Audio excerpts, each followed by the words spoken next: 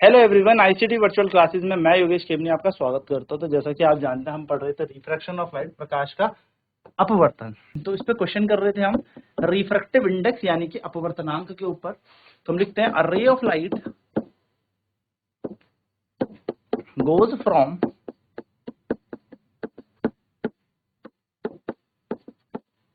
Air to water,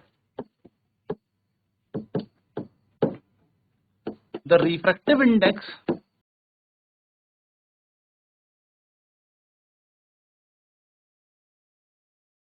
of water is 4/3. Find the speed of light in water. क्या कह रहा है?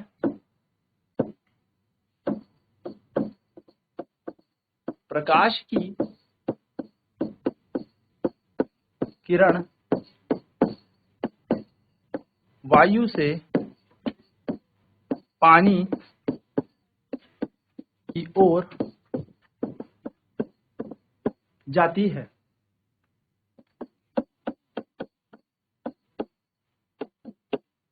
यदि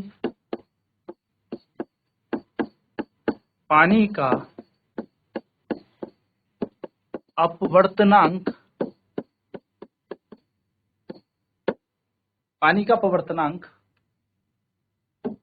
4/3 है,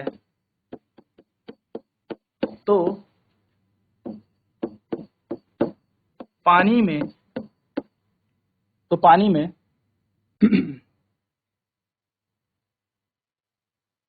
प्रकाश की चाल ज्ञात कीजिए।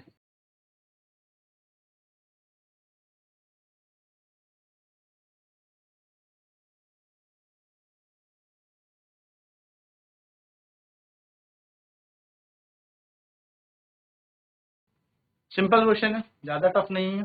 आपको माध्यम पहचानने, लाइट जा कहां से कहां को रही है, एंड डायरेक्ट सीधे से सॉल्व कर देना है। चलिए फटाफट नोट करेंगे इसे। तो प्रकाश की किरण वायु से पानी की ओर जाती है यदि पानी का अपवर्तनांक 4/3 है, तो पानी में प्रकाश की चाल ज्ञात कीजिए।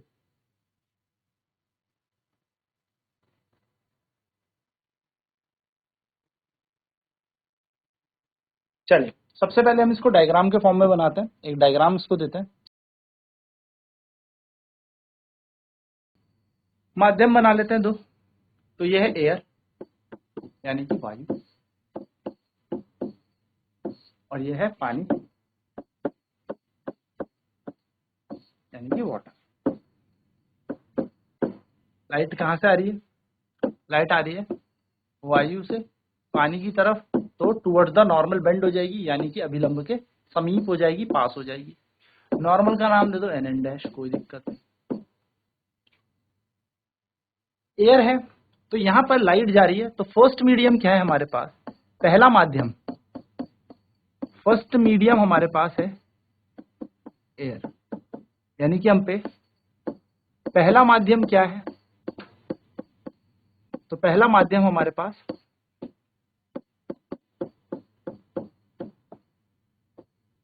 वायु है। सेकंड मीडियम हमारे पास क्या है? सेकंड मीडियम है हमारे पास वाटर, यानी कि दूसरा माध्यम हमारे पास क्या है? तो दूसरा माध्यम हमारे पास है पानी। ये हमारे पास दूसरा माध्यम है। तो एयर को हम ए मान लें, वायु को हमने ए मान लिया, और पानी को हमने डब्ल्यू मान लिया, डब्ल्यू फॉर वाटर। हमें क्या दे रखा है? हमें क्वेश्चन में गिवन है रिफ्रैक्टिव इंडेक्स ऑफ वाटर, यानी कि हमें क्या दे रखा है? एन डब्ल्यू दे रखा है। हवा से ही जा रही होगी लाइट, तो ए एन डब्ल्यू बोल सकते, यानी कि हमें दिया है पानी का अपवर्तनांक, पानी का अपवर्तनांक जो कि कितना है ANW। तो ANW कैसे निकाला जाएगा? तो ANW में पहला माध्यम की जो भी चाल होगी यानी कि वायु की जो चाल है वो ऊपर लिख दो। तो हम लिखेंगे speed of light in air whole divided by speed of light in water. कैसे निकाला जाएगा ANW यानी कि पानी का अपवर्तनांक का सूत्र क्या हो जाएगा? ये बन जाएगा वायु में प्रकाश की चाल पूरे बट्टे में पानी में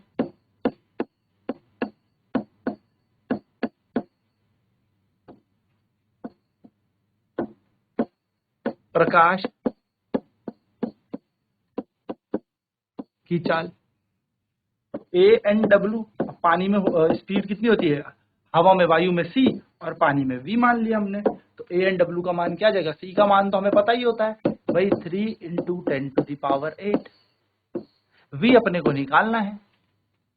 ANW हमें दे रखा है 4/3 तो बन जाएगा 3 × 10⁸ और V यहाँ पर क्या मान लिया हमने? मान लेते हैं कि V है यहाँ पर वेयर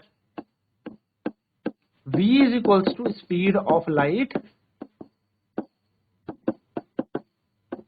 इन वाटर, जो हमें निकालनी है। यानी कि हमने क्या कहा? V क्या है? V हो गया हमारे पास पानी में प्रकाश की चाल। तो हम सिंपल लिख लेंगे यहाँ पर। तो V का मान निकालना है तो ये V जाएगा यहाँ, तो बन जाएगा 4V बराबर 3 × 3 9 × 10⁸।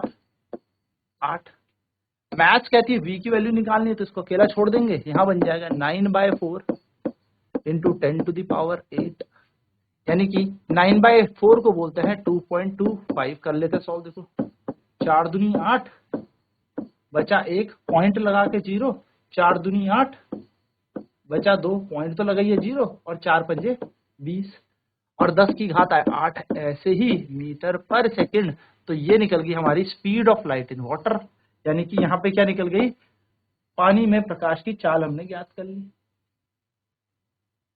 चल नोट कर लेते हैं फटाफट से इस क्वेश्चन को भी, इसके सॉल्यूशन को।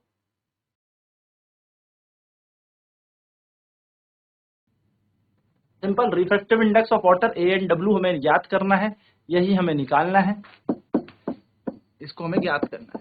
तो फॉर्मूला क्या होता है ANW का? पहला माध्यम हवा है तो हवा की स्पीड ऊपर यानी कि वायु की स्पीड, जो भी वायु पे चाल होगी ऊपर, तो speed of light in air upon speed of light in water, यानी कि जो आगे है उसकी स्पीड ऊपर, जो पीछे उसकी स्पीड नीचे।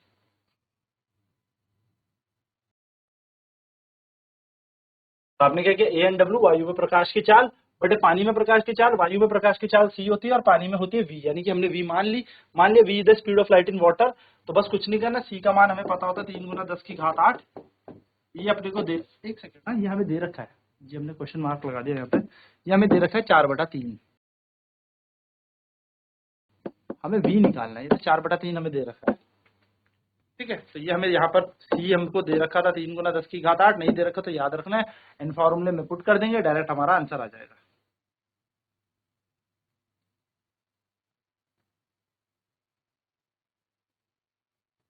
यह बन जाएगा ANW का मान 4/3 बराबर C का मान होता है 3 × 10⁸। नीचे आ गया V, तो V जाएगा ऊपर, तो 4V बराबर 3 × 9 × 10⁸।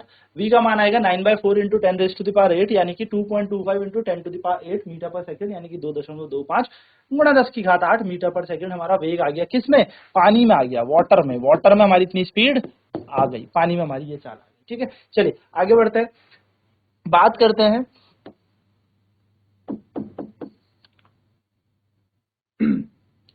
हम लोग बेसिकली लाइट जो है वो रिवर्सिबिलिटी का प्रिंसिपल फॉलो करती है। ठीक है, तो हम ऐसे कह सकते हैं प्रिंसिपल ऑफ रिवर्सिबिलिटी, ठीक है, ये आपके पास ऐसे ऐसा चाहेगा नहीं, पर इसका क्वेश्चन आपके पास किस तरीके से आएगा वो मैं बता देता हूं।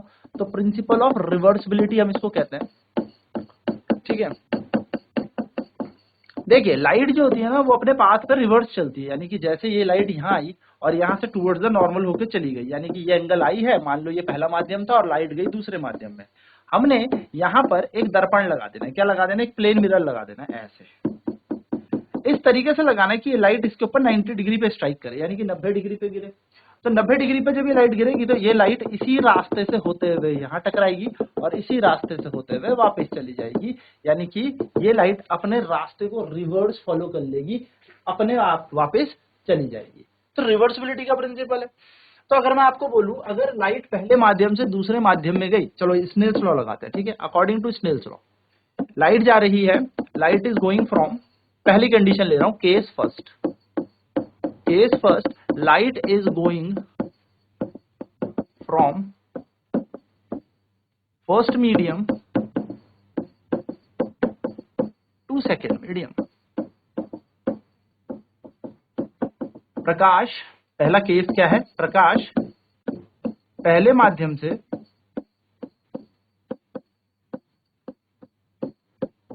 दूसरे माध्यम की ओर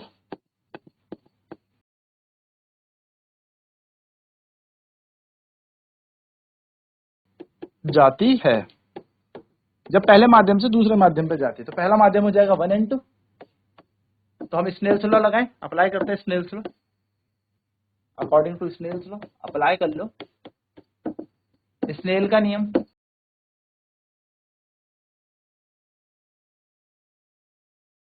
स्नेल के नियम अनुसार क्या होता है, 1 and 2 बराबर sine I by sine r. क्या मैं इसको पहला समीकरण बार के रोक लेता हूं। नाउ मान लेते हैं, अब एक केस 2 लेते हैं, क्या लेते हैं, केस 2, यानी कि जब लाइट कहां से कहां जा रही है, दूसरे मीडियम से फर्स्ट मीडियम में जा रही है, यानी कि क्योंकि टकरा गई ना मिरर से दर्पण से टकराने के बाद उल्टा चलने लगी। When light goes from second medium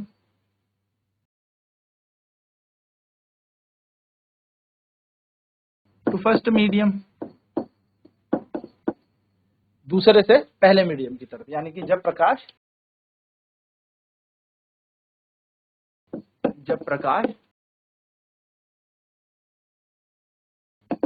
दूसरे माध्यम से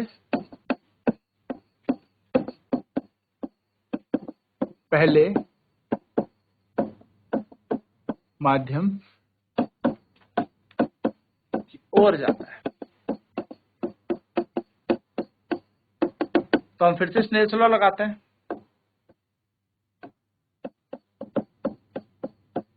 अप्लाई स्नेल्स लॉ, यानी कि फिर से स्नेल लॉ लगाओ।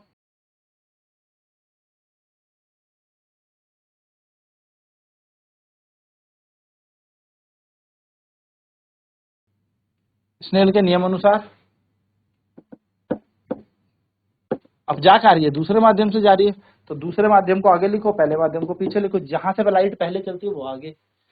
दूसरे माध्यम में इंसिडेंट एंगल कितना था भैया, आर बन रहा था, और ये बन गया रिफ्रैक्टिंग एंगल, यानी कि आर हमारा आपतित कोण बन गया, क्योंकि नीचे से आ रही थी और बाहर चली गई तो बन गया हमारा अपवर्तित कोण। अब क्या कर देना, मल्टीप्लाई कर दिए दोनों इक्वेशन को, यानी कि मल्टीप्लाई बोथ इक्वेशन, यानी कि पहले और दूसरे समीकरण को गुणा कर दो। तो क्या बन जाएगा, 1 and 2 इंटू 2 and 1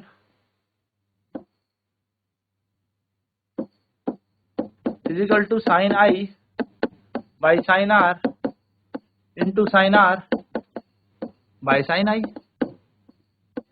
ये कट गया, ये कट गया, ये कट गया, ये कट गया, बचा कितना 1। तो 1 and 2 इंटू 2 and 1 बराबर 1 हो गया, और 1 and 2 का मान क्या हो जाएगा, 1/2 and 1। ये है हमारा रिवर्सिबिलिटी। आपको सिर्फ ये याद रखना है, सिर्फ ये याद, आपकी बुक में फॉर्मूला डायरेक्ट होगा। तो ये हमारे पास क्या बन गया, 1 and 2 बराबर 2 and 1। यानी कि अगर आपको क्वेश्चन ऐसे दे दे कि एयर से यानी कि वायु से जब कांच में लाइट जाती है तो 3/2 हमारा अपवर्तनांक आता है। तो बताओ जब कांच से वायु में जाएगी तो कितना होगा। तो आपको कुछ नहीं करना, आपको यहाँ पर क्या करना है, कांच से वायु जाते वक्त ये बन जाएगा 1/ANG के बराबर।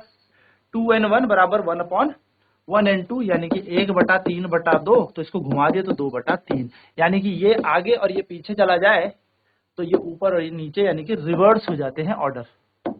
सिंपल। तो GNA कितना आ गया, glass, air with respect to glass हमारा आ जाएगा 2/3। चलिए फटाफट से नोट कर लेते हैं इस कॉन्सेप्ट को भी।